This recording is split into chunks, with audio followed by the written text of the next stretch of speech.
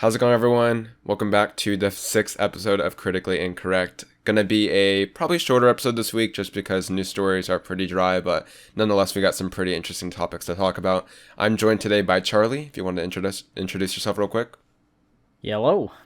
Yeah, so sadly, Justin just is kind of busy this week with work and everything, completely understandable. So it's going to be a two-man podcast this week. I also really want to quickly say that next week, most likely there won't be an episode out just because of the holiday season, or there's not really going to be much to talk about as, just tradition. So we'll meet you back here in 2 weeks' time. Most likely that will be a cool episode talking about, our favorite games of the year. We'll probably do like a special episode all on, 2020 in terms of gaming. So look forward to that.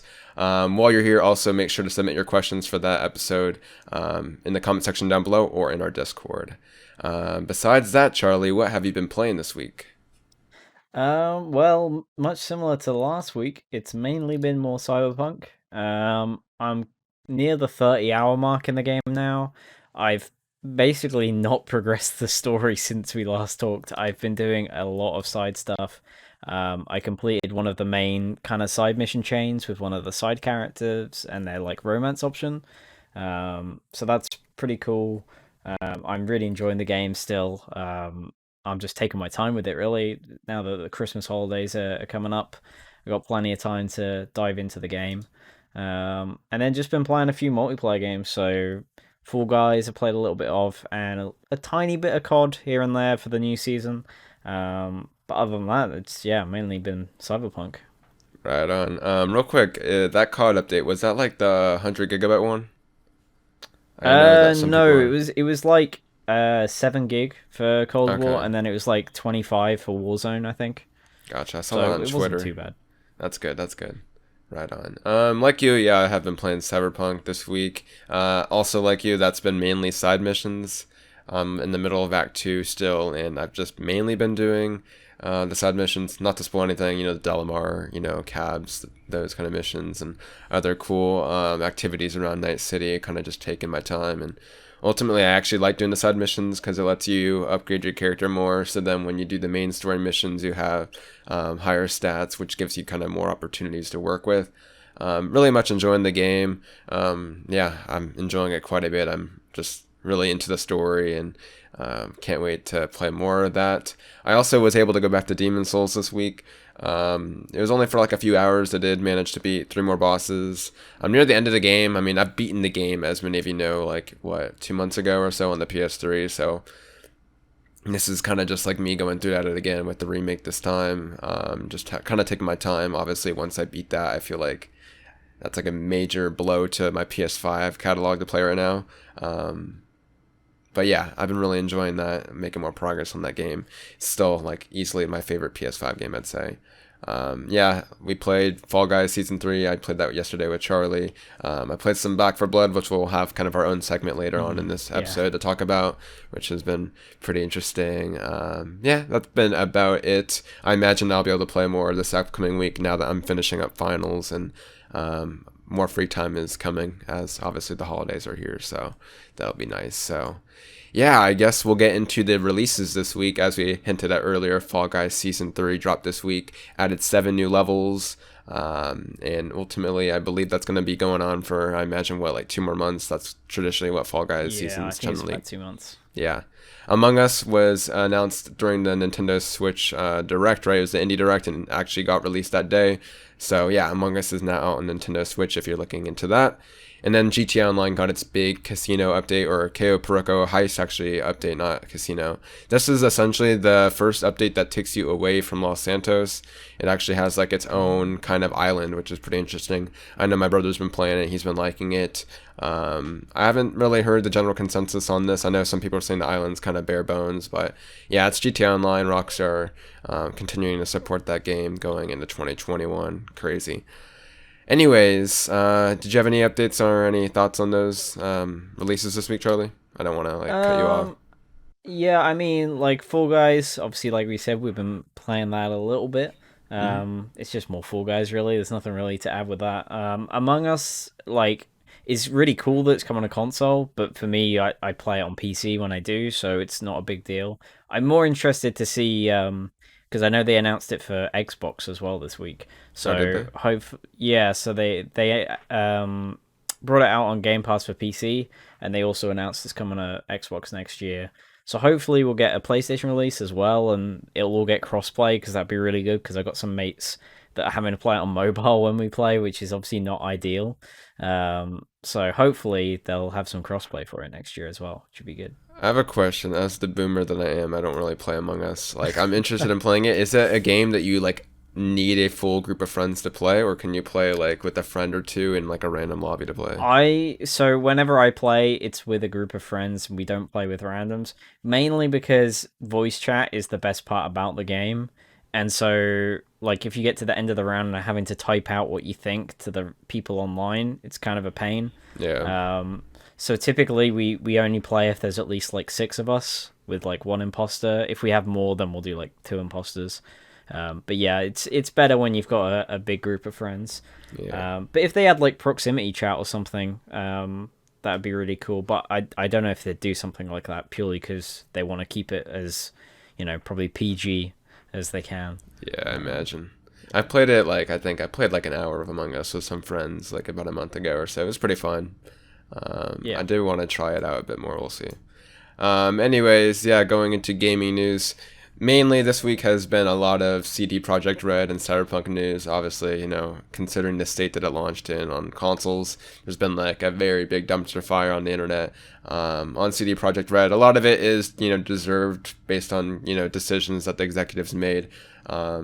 But yeah, besides that, it's been just kind of a shit show online. It's actually gotten to the point where now, as of now, PSN doesn't even list Cyberpunk 2077. PlayStation kind of did their own. They even like made their own website kind of page for it, essentially where everyone can submit requests, refunds for it. Essentially, I think earlier this week, PlayStation was kind of a little bit under fire because they were denying requests for refunds. But it got to a point where they kind of just opened it for everyone. They're like, here, if you want a refund, you can get one. They did their whole marketing spiel, PR, where they're like, PlayStation, we value your customer experience here on the console. And essentially just said, yeah, if we're allowing pre-orders, we're delisting it as of the time being until, CD Projekt Red patches it further. I believe Xbox also opened up their, refund policies on that. Retail stores are now starting to open up their policies as well with, I know Best Buy for sure, at least until the 21st, they're opening refunds for open copies. So, yeah, it's kind of crazy the, state of the console version of Cyberpunk. Do you have any thoughts on everything going on with like CD Projekt Red? I know they've been given like daily updates as of now. It's kind of Yeah, like a I statement every mean, hour. I think the most important thing for them when it comes to these situations is communication. And at first, they were not great with that. I don't think they were very clear up front. And I think they know that now. And so they're trying to be as transparent as possible, which is really good. Um, and the fact that they are allowing refunds and working with Sony and Microsoft to actually get it done is really good to see.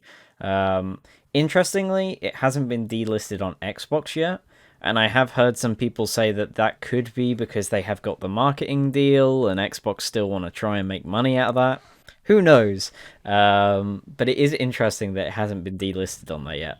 Yeah. So they're still accepting sales, whereas PlayStation are obviously just it's not on the store right now. So It's good. Like uh, PlayStation's response to that is kind of unheard of. Like I don't think that's ever really happened to a main AAA title. Like you could throw any buggy Ubisoft game, hell even Fallout 76, given the state that that yeah, launched in. I don't think any game of this size has ever been delisted off.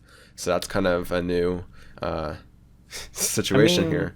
I mean, when you think about it, I think this is probably the biggest game that has had this many problems at launch. Like, say what you will about Fallout 76, the game worked. At least at launch, it was buggy, but it ran okay, and you could play the game. But right now on base PS4 and Xbox One, the game is basically unplayable. Like the frame rates that it runs at and the way it looks is just it's it's just not satisfactory at all. So to me, it's no surprise it got delisted. I have heard some people complain that nothing's really been said about PC, but the thing is, Steam already had their like obviously 2 hour refund policy, Yeah, and I think most people who are playing on PC can agree that if you've got the hardware to run it, the game is a lot better than on console. exactly. Um, so if you know what your hardware is on PC, you know what you're buying into, so it's a little bit different of a situation. Yeah, it's playable on PC. Like you still have issues, but mainly the issues I've run into are like visual issues. Like Johnny will have a cigarette in his hand, and then he'll move into like a different part of the room while I'm talking to him, and the cigarette will just be floating in the air. Yeah, I've That's had that. Yeah. literally that's literally like the extent of a lot of my bugs. There's also like some weird stuff that traditional open world games where like I'll be like driving to like a mission and all of a sudden I'll get called by someone else and they're like all talking at the same time over each other. So Yeah. like that's like a lack of polish really. But yeah, it's not to the extent of consoles at least. And as you said, PC has had the best refund policies. Mainly, for the last few years, it's been consoles that have kind of needed to step up in that way. As you noted, Steam has their 2 hour policy, or yeah, 2 hour playtime policy Yeah. within 14 days of buying the product. So literally, you can buy anything you want. They're pretty quick at it. Like my experience with them has been within a few hours they'll refund me. It's been a pretty Yeah. good process. So hopefully, this will be the start of maybe refund policies being a bit looser on console. That's kind of hopeful thinking, but yeah, it's kind of crazy. I just really hope that you know currently everything that CD Projekt's Red, they're trying to essentially cover their credibility as a developer. It doesn't really matter about Cyberpunk anymore. It kind of matters about them as a studio because they've been making some really shady and controversial moves here lately. So it's all about kind of their perception to the gaming industry right now. Many people have been comparing this to No Man's Sky for decent reasons, I guess. Obviously, considering both came at very different states. I do find that comparison a bit weird because this is more of like a technical issue, while like No Man's Sky didn't deliver on things it promised. I know there are been like certain things that have been cut out of Cyberpunk 2077, but a lot of it is mainly like technical issues, right? So we'll see here. I imagine hopefully this time next year, Cyberpunk 2077 will have a better reputation. It's really shitty to see this because like honestly the game's really great in my opinion. So yeah, it honestly sucks. I never would have expected that it would have been this bad. Like no one could have expected it to be this bad. It's kind of crazy.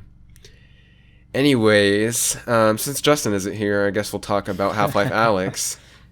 Yeah, me and Charlie have played Half-Life Alyx earlier this year, and definitely is I'd say it's one of the best games this year. Hasn't really been talked about much, but GameSpot did their Game of the Year this year. They just did it this week and talked about the different games that they've loved. Half-Life Alyx made it to number one, and we got to talk about it because I feel like this is definitely one of the most underrated games this year, considering its VR and all that. So I don't know, Charlie, you're kind of this is your baby, so if you wanted to introduce Yeah, this a bit. I know, right? I mean, I was honestly so shocked when I saw it on Twitter. Like it was really unexpected. Like it popped up and was like, "Our game of the year is Half-Life Alyx." I think the way GameSpot do it is they ask all their like reviewers for their game of the year, and then they basically just say 8 out of 10 people picked X game, and so that one wins. I think that's how they tend to do it at GameSpot. I'm not sure if it's the same at IGN. IGN, I know, does that process for sure. Okay. So it seems like a lot of the staff members really liked Half-Life Alyx, which is great. When thinking about it, I guess it kind of makes sense because a lot of the reviewers will probably have access to have played it, because they probably had headsets in the company and stuff, and they were probably letting people use them in the offices when they were there. So yeah, I think it's very deserving of it. I'm glad to see that it's getting some recognition, especially after its poor showing at Game Awards. Yeah. Which was sad to see, but to be expected.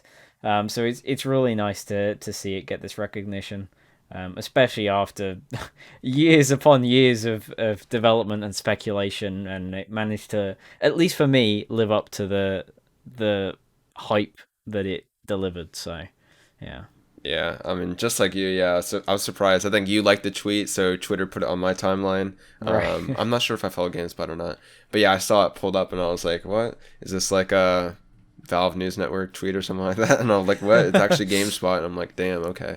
So yeah, Yeah. like you said, yeah, this is definitely one of the most underrated games this year. It's good to see it kind of make it this far, and even be their game of the year.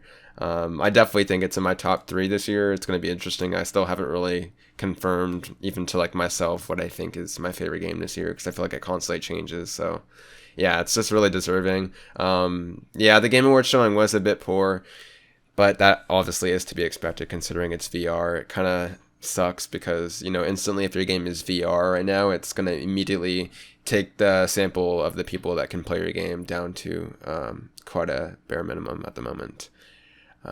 Yeah, sadly. More people need to play Alex. In time, I imagine more people will, considering VR just each year is becoming easier and easier. Now you can literally pick up a Quest 2 for what, $300 and essentially just get a cable. If your PC's up to snuff, you can run it. That's how I played Alex, actually. It's through my Quest, so Yeah, and I yeah. know Half-Life Alyx now is like the most reviewed VR game on Steam. So Yeah. it's now just taken over Beat Saber, which obviously is a little bit different because Beat Saber is on multiple platforms. But yeah, it's now the most reviewed VR game on Steam, which That's is quite a really good feat to see. considering Beat Saber almost like it essentially became like a mainstream media VR game. Like that's like Yeah, on popular like I think I saw like people playing on like Jimmy Fallon and shit. Like Beat Saber became a phenomenon for VR. yeah. So yeah, that's really cool to see. And yep, definitely. Hopefully, VR has a good year going into 2021. Still waiting for Valve's next head to be announced because I want to buy that. We'll see. Anyways, Ghost of Tsushima is getting yet another free update that comes in the time of kind of like a holiday, time limited event where you can essentially be playing Ghost of Tsushima Legends. And they did a collaboration with a bunch of the most popular Sony exclusives. So I know they got one for Shadow of the Colossus, Bloodborne, Horizon Zero Dawn, and God of War. Essentially, each class kind of has their own representation of a game. So I'll probably put up like a visual image for those watching on YouTube right here. Essentially, yeah, as you can see, I'll probably put up like the Kratos one right here. You got the chains around. I'm not sure which class is which. Do you know which one corresponds to which class? So I think Kratos is like the samurai The main one, class. yeah. Colossus, I think, Ronin. is the Oh. Ronin. Yeah. Hmm. Aloy is like the range one, like the archer one, Archer. And and then Assassin is Bloodborne is Bloodborne. the assassin one. Yeah, it's really cool to see Ghost continue to get free updates. I definitely want to go back to Legends. I know they had like the raid. I still have yet to even try that yet, so I want to go back to Mm, that. I still need yeah. to beat the game though, so man, I need to do that some one of these days is beat this because I feel like I talk about that every single week is I haven't beaten Ghost. Yeah. So maybe in 2 weeks I'll have beaten it. That should be a challenge. So we'll see if I could do that. Definitely want to do that before the end of the year. Yeah, it's just really cool to see. I know I myself probably will go for that Shadow of the Colossus one for sure and the Bloodborne one. Did they say what you got to do? Is it just play or did you got to? Oh, they're like survival So missions. Yeah. I think it says here, like on their tweet, complete any story or survival mission with each class to unlock all four. So I guess when you beat a mission with that class, you'll just unlock the skin.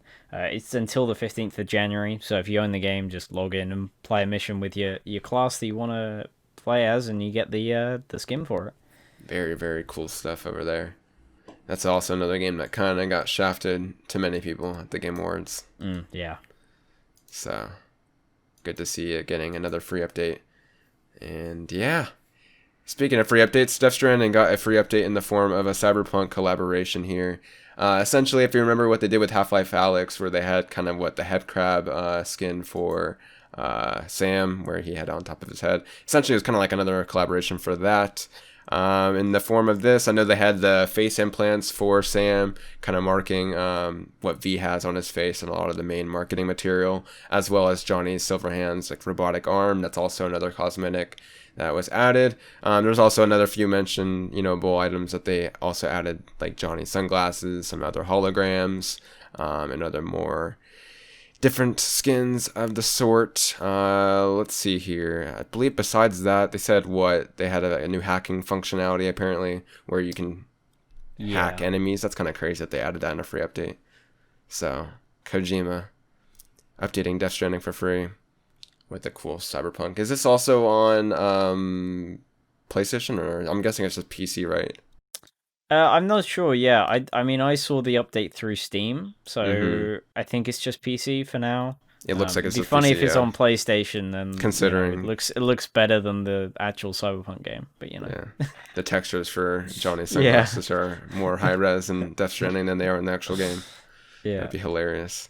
So yeah, another free update during the holiday season. I guess we didn't put this on, but last week we were talking about Sackboy not getting its free update, Oh and lo yeah, and behold, this week they announced that completely forgot. that happened. So I guess you can thank us for kind of manifesting Yeah, that. we willed it into existence. You know, they're Yep, watching the podcast, the guys at yep. Sumo, and they were like, "Man, we really need to wrap up this update. These guys, Waiting for it. they're killing us. You know, they really want this update." Exactly. So shout out to the boys at Sumo Digital. I definitely will be playing that. Maybe we got to do something alongside that in the next few weeks here. Got to play some more Yeah, of for that. sure. So yeah, a lot of games to play. We're definitely gonna be busy in the next few weeks. It'll be interesting. Yeah, And yeah, I guess going to our main topic of the show here, we got two stories here. The first one, we're going to talk about our impressions for Back for Blood. Yeah, the closed alpha just started yesterday. It's going to be going for, I believe, the course of 4 to 5 days. It's from the 17th to the 21st. So yeah, that'd be 5 days. Essentially, there's no NDA at the moment, so you can stream it, you can watch footage of it, play it, talk to your friends about it. Me and Charlie played a match or so. I played one solo and I played one with him, so I have like 2 matches under my belt. I think I have like a total playtime of 2 hours. Ultimately, I guess I'll start with you, considering, just, yeah, I'll let you start, yeah, considering your background of Left 4 Dead and all that. yeah. So far, I think the game is on track to be great. Like you start it up and it literally, even the music in the menu sounds like Left 4 Dead, and you're like, this is literally Left 4 Dead 3, aside from the name. And I think that's exactly what everyone wants from it. It's just more of the same, but refined with some better shooting mechanics, sprinting, some new infected types with weak points and that kind of thing. Um, and yeah, overall, the initial impressions are really good. Like Brandon, I've played 2 matches. I've played about 2 hours, and I'm definitely going to play some more. I think I'm playing some more tonight with some friends. Um, and like, there's only one mission to play, but that one mission is pretty good throughout. It takes about I'd say 40 minutes to an hour to beat. Yeah, it's pretty Um, chunky. yeah, it is pretty decent. I'd say it's probably the length of a campaign in Left 4 Dead, but it's like the first act of what seems to be a campaign in the main game. Annoyingly, there's no PvP in the alpha, which I kind of wanted to try out because I really enjoyed the PvP in Left 4 Dead. But hopefully, when they do more tests in the future, we get to try that out because that is a big part of Left 4 Dead. Um, and also now Back for Blood. I do want to kind of mention before Brandon goes into his impressions Yeah. is like the price. Yeah. Um, because I think this is probably the one thing that threw me off and threw me for a loop because I feel like the entire time leading up to the announcement, I was expecting this game to be like a $40 game, so like £30, and it's full price. So it's, or I guess full price for last gen. So $60, £50. And that's for the regular edition. You've got a deluxe edition, you've got an ultimate edition, which is $100, and gets you like a season pass. I don't know how I feel about that, considering the game is 6 months off and they're already mentioning DLC, especially when Left 4 Dead 1 and 2 were known for their sheer amounts of free DLC they offered over the years. They offered a lot of free content, so I don't know how I feel about them now charging for this. I'm going to say this is more down to WB the publisher, um, and annoyingly, I don't think anything like pricing or annual pass stuff will change, just because I don't think the game has got a big enough audience to really kick up a fuss on the internet for WB to change their mind. So it is a shame to see the price of the game, but hopefully the content upon release will represent that price well, and it will be worth that money. But we'll see. Charlie, I miss when games were just like one edition. Now it's like there's a gold ultimate. It's Yeah, I know, right? annoying. Yeah, That's one thing, at least, that Cyberpunk did do well, is they only had one base version for the game, right? I mean, they had the collector's edition, but that's like a, you know, mm. standard kind of thing for people that are diehard fans.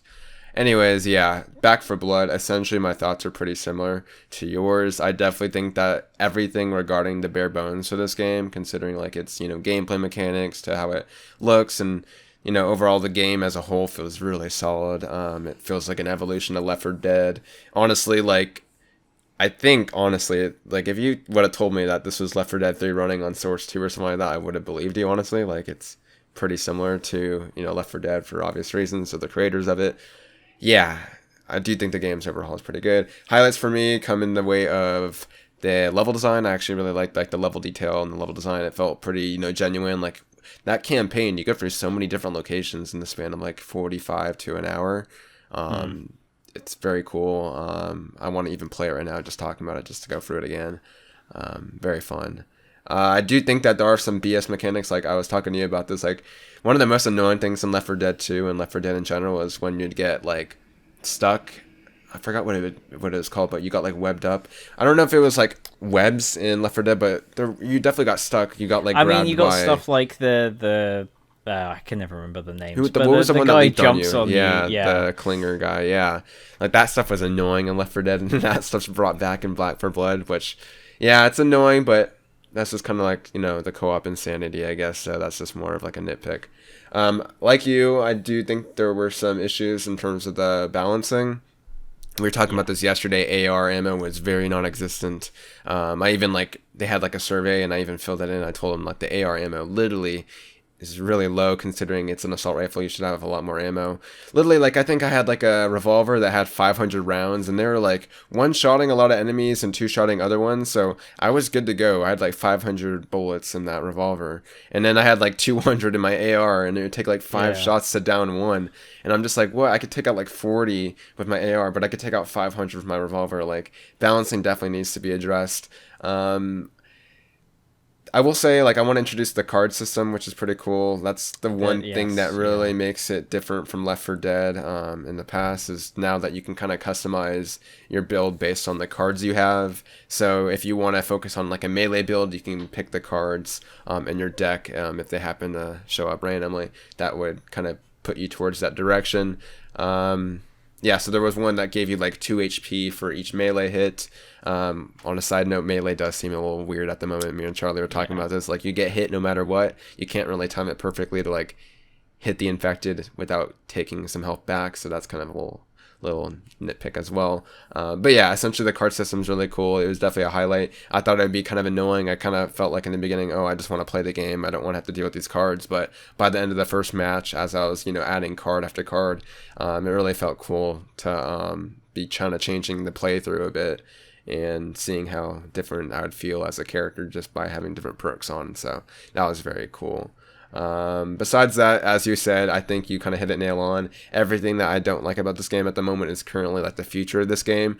I definitely think that you need to take away the season pass and make it free. Honestly, like Yeah. Left 4 Dead was known for giving you so much free content. Like, how do you take that philosophy from the original and then decide to do a season pass? And it's just kind of like, it's so shitty considering that's where the industry has gone since the last time we saw a Left 4 Dead game. That's what the direction they're going to be in. I know that's probably due to the publisher. If the developers could develop free content, they would probably. In the ideal situation, I thought this would be like a $40 game with free DLC. Yeah. So that would feel like the best way to do about things. I never think co-op games should be $60 because it's a really high, price to entry. Considering if you want to have a good time with this game, you gotta at least have like a friend buy it as well. So you're already looking at like $120 if you live in the United States. Co-op games to me are ideally, lower price considering you need to have multiple people buy the game for that experience to be as good as it should be. So yeah, I definitely think it should have been $40 considering, the state that game is and it being a co-op game and it being one that, essentially evolves over time. For me, it's more of like a philosophy thing more than a content thing. I'm totally fine if they have like 4 campaigns for $40. That'd be fine. But yeah, this is the developers of Evolve, so they know for sure how shitty a game can how good of a game can be turned into like bad PR due to like microtransactions and stuff like that. I think I know I was watching Tyler's stream last night and they were even talking about that. So I definitely think this is all due to publishers, WB completely kind of forcing their hand. Oh, we need to make it $60 because that's what games are priced at. So yeah, it's kind of shitty. Nothing's really going to be done unless some big, massive, controversy would happen, which is not going to happen considering no one really cares for this game that, you know, is on the scale of what Star Wars Battlefront that had that whole loot box controversy. Nothing's going to be something as big as that. So it's a good game, but yeah, there are some kind of scary realities in the form of how expensive this game is and the future DLC plans that kind of have me off. So yeah. Yeah, I think my main hope is that it being $60 means we don't have microtransactions. If that's the trade-off, then fine. Warner Brothers have obviously had a pretty bad track record with microtransactions, most notably Shadow of War. Yeah. So let's hope they learned from their lessons from adding and removing that from the game. Looking over at like the pre-order bonuses, it does make me worried that there is going to be microtransactions. Like it mentions weapon skin packs. There's a character skin pack. Like I am worried there is going to be a cosmetic store. Normally that stuff doesn't bother me, but when a game like this is full price and they're talking about season passes, especially when there's so many games now that are free Yeah. and have stores, it is sad to see. Hopefully the game will, be able to support that price tag. I'm sure it'll be good. But yeah, hopefully it can justify me paying that much money. And over time it'll just get better. But it is going to be a tough one to convince friends to buy if they're not already interested, I think. Yeah, Just 'cause $60 is a big pill, yeah. it is a hefty entry cost to get your friends playing, especially if they're then going to say, hey, if you want to play the new DLCs with your mates, you all need to own it. Yeah. Because games like Vermintide, which is similar and costs like £25, $30, only one of you needs to own the DLC packs for that, and then you all get access to it. So we'll see. But overall, I'm enjoying it. There's like performance issues and stuff, but it came out of pre-alpha yesterday. Like that stuff's bound to happen. 6 months before launch, yeah. Yeah, and to be honest, for an alpha, it runs decently. So I've played games that run worse. So hopefully, by launch, they'll have ironed out a lot of stuff and they'll listen to the community and balance out a lot of the problems. Because I think a lot of the problems we've had, most people are having, like animations. There's some animations that are just not in the alpha. Like you do certain things and it just doesn't do anything. Like your ladders are just also kind of broken. stands there. My Ladders are broken. fell off the ladder. Like when you use a med kit, they don't wrap a bandage around their arm. They just wrap the entire med kit box around your arm. Like when you turn a valve for like an objective, they just stand there because they haven't put the animations in yet. That kind of stuff is fine because it'll just be there by launch, and I understand it's in alpha stage. But yeah, I'm sure a lot of that stuff will get ironed out. But as long as they listen to what the community wants, I feel like the game will do well. So yes, they just seem to. You kind of like. I just want to end off on one thing. Like as you were talking about, like microtransactions. I know they confirmed there's not going to be cards that are sold separately. So at least on a gameplay perspective, they're not going to divide the community on like perks and stuff. Yeah, as you said, like. There needs to be a balance in terms of how you monetize a game. You can't have a $60 game, then sell a season pass, and sell microtransactions. Like, that shit's crazy. You gotta have, like, a $30 game that sells, you could sell, like, I don't know, expansions, I guess, even though that's kind of iffy. It depends on the game. It's honestly depending on the game. I think you could have looked at Left 4 Dead's past in terms of how well that game was and how well the community kind of supported it. I don't know how you go off in this direction at all. So, yeah, hopefully they figure their shit out. There's 6 months. The feedback's coming in as much, as much as the developers can honestly do, because obviously that is a corporate decision and dependent on their publisher. So, yeah, wishing for the best in that game's future. I'm looking forward to playing more. Mandalorian Season 2. Yeah, so we figured we'd take the chance to talk about this. Me and Charlie's been watching Season 2. It just finished up last night. Essentially, yeah, ended off on quite a big episode. Since Justin isn't here, we figured we'd take a time to talk about it. There's also really not much else going on besides, what we've already talked about. So I don't know how you wanted to introduce this. Did you want to talk about the season as a whole or just the finale, or would Yeah, you want I to? guess we could just sort of talk about what we thought of the season and then kind of go into spoiler territory. Okay. So yeah, overall, like, I'm a big Star Wars fan. I should probably start off with that. Mm-hmm. I love basically everything Star Wars except for a few minor minor things, like the new trilogy. But overall, I am a big fan of the series. I really enjoyed the first season, so I was very much looking forward to this one. Um, Overall, I think the season was great. I do have a few gripes with the show, mainly going towards the end of the season.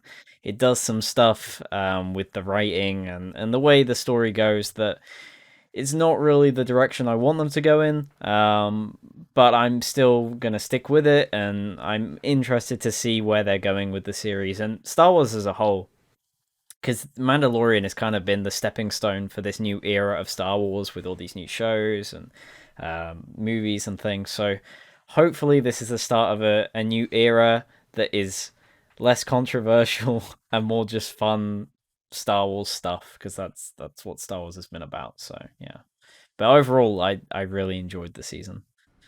Yeah, same here. To compare it to season one, I definitely think like it was an improvement from season one, considering like I don't know, I feel like a lot more stuff came off as memorable this season, as well as each Mm. episode almost felt like a movie. I obviously like my background. I watched pretty much like all the movies, right? I haven't watched any of like the animated shows like Clone Wars or Rebels. I'm also not really Okay. into like the fandom crazily as much. Like I'm not digging into like the lore and shit. I thought it was really enjoyable, honestly. I do feel like I liked The Mandalorian for it being like a contained adventure. So when they started adding in all these iconic characters, I was like, this is kind of turning into a general Star Wars story now. Like at the very Yeah. end of the finale of season two, it almost just felt like generic Star Wars again. Besides obviously the story of the Jedi versus or the Republic versus the New Order, fucking stormtrooper shit.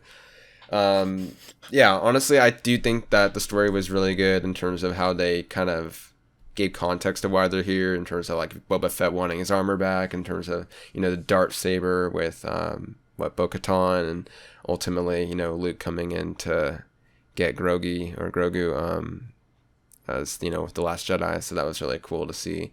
Um, I am interested in knowing where the future of this series does go, considering how they ended it. Because they ended it off with, obviously the mission kind of being completed in terms of Grogu is now, with Luke, and, essentially Mandalorian's kind of quest is done. They were teasing the fact that Darth Vader needs to be won in battle, so I essentially believe that will probably be the next story with Mando. They are doing a season three, right? Like, it's not going to turn into the Boba Fett So show. So interestingly, they obviously announced a while back season three was a thing. Mm-hmm. It hasn't started production yet, unlike season two, which started production while season one was coming out. So that's why it was like able to come out when it did. Um, they did say in the investor meeting they had the other day that the next chapter of the Mandalorian would be December next year, which is when the Boba Fett thing is meant to be coming out. So a lot of people are assuming that season three of Mandalorian is coming a bit later, and we're gonna get this Boba Fett spin-off limited series or whatever it's gonna be movie thing. It's kind of like a stopgap in between seasons, just to see what's going on with Boba Fett and Fennec, I think her name is, Mm-hmm. over at Jabba's palace. Which I gotta say, that's probably my favorite scene of the whole season. I'll be honest. That was Like, cool I seeing them absolutely come back. loved that scene. Yeah. That iconic Um, staircase and all that. Yeah. the staircase is literally shot for shot, like Return of the Jedi. Instead of kicking him down, he shoots him. I like, yeah. I was watching it at work with some workmates, and I kind of freaked out when that bit happened. Um, so stuff like that, I'm very excited for. But yeah, I'm. This is the thing where I'm like, I don't know the direction of the show. Um, like, it was cool to see Luke, but I don't know if Mandalorian was the place for it. Um, I've said to friends from the start of this show that the reason I liked it is that it is a separate contained story, like you kind of touched on. Mm-hmm. Um, that it's not connected to the core Skywalker saga because there are so many more interesting stories to tell when you split off from that. And the first season had that problem where they could not get out of the Outer Rim, like they were constantly going back to iconic locations like Tatooine, and it just you didn't need to do that. Like we've seen that planet enough times. Like show me something new. And I think that's why season two is a lot better. Like they go to a lot of new locations we haven't seen before. Um, but yeah, Luke's appearance is a weird one because, like I said, it's really cool to see him. But for me personally, I would have much preferred to have somebody else show up. I'm interested to see what it means for the new trilogy going forward, whether they're retconning stuff. I don't really know what their plan is because now having Grogu in the hands of Luke, what does that mean for the Jedi Temple and Kylo destroying the temple? Like, was Grogu there? Because as far as we know in the canon right now, he wasn't. Like, there was only a few students, and they kind of went after Kylo and died. Um, so I think it'd be kind of anticlimactic if it turns out that Kylo just like chopped off Grogu's head or something, and then was like, "I'm out."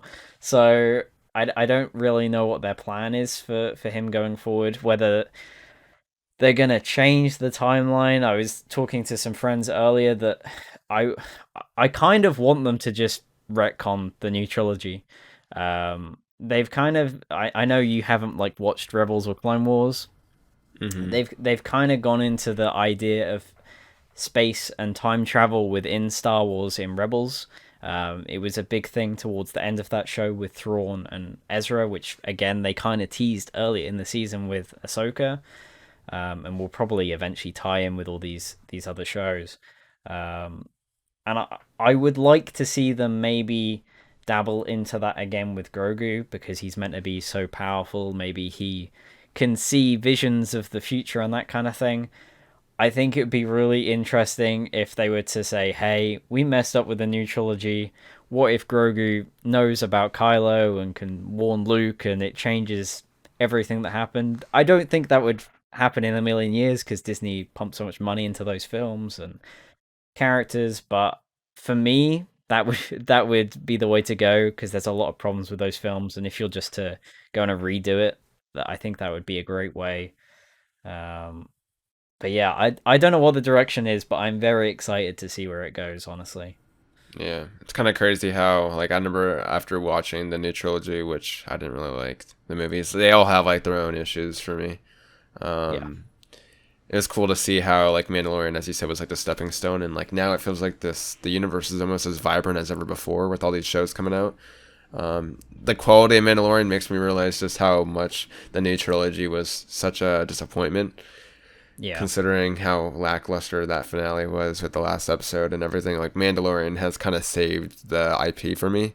I like a year ago I had, or like right before Mandalorian, I had like such negative thoughts about, this like the IP in general, and I just really couldn't care for it. But Mandalorian's kind of brought that back, so it'll be interesting. The Boba Fett story, I'm not sure if I'm really looking forward to that. Like Boba Fett is a really iconic character, but he's not like super in depth. Like he just looks cool. Like he's an Yeah. iconic character because he's badass and he looks cool. It's not like he has some like deep personal issues and communications with like a bunch of other characters that has like such a cool story with them. Like sure, like everything they did with this season was really cool with him, and I'm looking forward to seeing what they do under like the writers we have right now. But I don't know if we need a whole new series of them currently, but we'll see how that goes. I do think it's weird how they just announced Mandalorian season, or they reconfirmed Mandalorian season 3 for next December, and now this is saying next December. Like it's almost like the book of Boba Fett is supposed to be the Mandalorian season 3, but I'm not sure.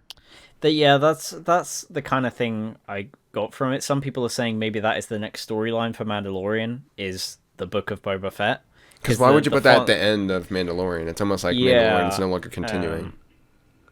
So, but as well, the font they use for that is the same as like the chapter font at the same of the thing, and obviously chapters are from books, and this is now called the Book of Boba Fett. So, is it gonna be like that? Was the first book was about Din Djarin, the Mandalorian, and then is the second book about Boba Fett? Um, I don't know because I feel like there's still a lot of story to tell with Jin now having the dark saber, which is a very big deal. Um, and whether he is now going to go back to Mandalore because he kind of said to Bo-Katan that he would.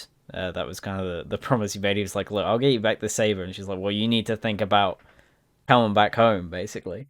Um, and I honestly don't know where they're going with that. I thought it was really cool that Moff basically lost the fight on purpose to try and create this kind of friction between Bo and Mando because he knew that Mando would not have a clue about how the Darksaber works because it is like once you win in He combat, is you easily the most interesting character. Like during that finale, like he's so wise and calm. Like I don't know, yes, yeah. all his characters are always so interesting that he plays as.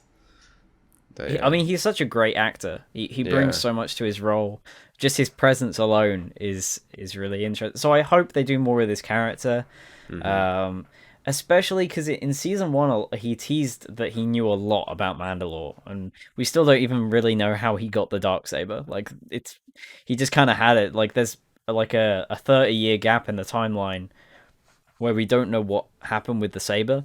So there's a lot of story to tell there. So hopefully they explain some of that in the future.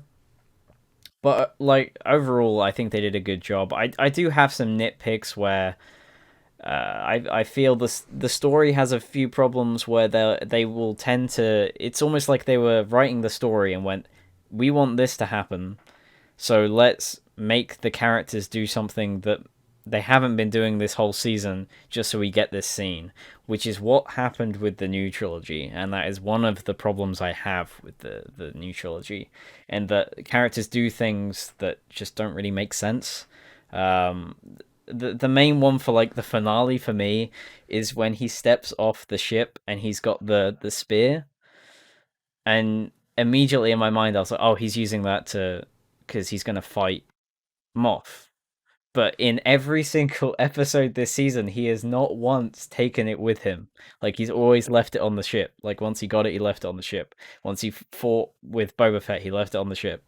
So like I don't understand why he's suddenly like, oh, I'll take it now. You Well, know, didn't just in he need it case. because the Dark Saber cuts for everything besides true? What was it called? Burst Pure Beskar. Yeah. Beskar. So, but they never say that. Like Well, they she did. mentions the She mentions it in so the finale, she right? mentions the dark saber, but she's never like, oh, you should take that spear you got the you got off that woman and she had one because why not? Like that's the problem where it's like, why did that other person have a pure Beskar spear for any other reason than to fight a lightsaber? Like it's stuff like that that it doesn't really make sense. Like there's no real good explanation for it.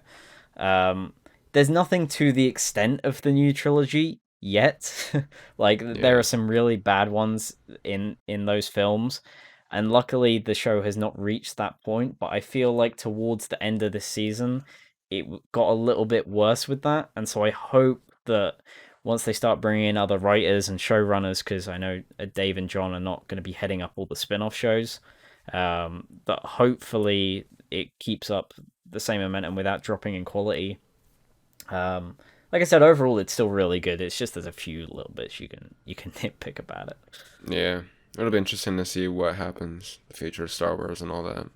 I definitely think Mm. Mandalorian's, story isn't done yet, Oh considering yeah, for the sure. massive gun they put on the table at the very end with, the dark saber. So, I mean, they could obviously say what happens in like a different show, that they're planning. So, who knows? I definitely think this isn't the end, just pure like marketing. Mandalorian's such a big name right now. You don't end that season two. Like, they'll Yeah. have a season three easily. So, it'll be interesting to see when that comes out. And yeah, I guess that has been it for this week's episode of Critically Incorrect. Once again, I want to remind you to send in questions for the next episode, which will most likely be in 2 weeks' time from now, our last episode here in 2020. So yeah, I appreciate you all for watching throughout the end of the video, and we will see you in the next episode. Take care. See Peace. you later.